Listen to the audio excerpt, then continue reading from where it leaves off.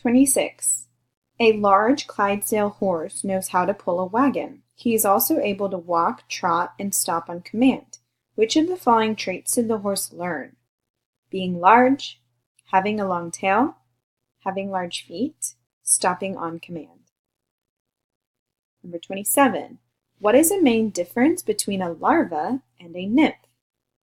The larva looks like a larger form of an egg. The nymph looks like the adult form of the insect. The larva eats the same foods as the adult form of the insect. The nymph creates a cocoon around itself.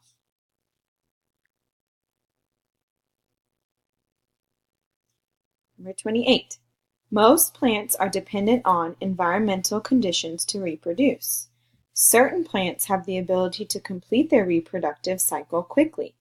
After infrequent, heavy spring rains, these seeds can germinate rapidly and bloom in impressive numbers in a few short weeks.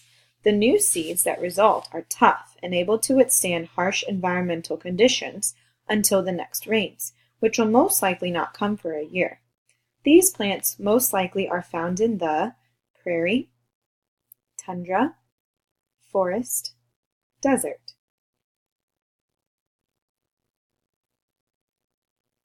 Number 29.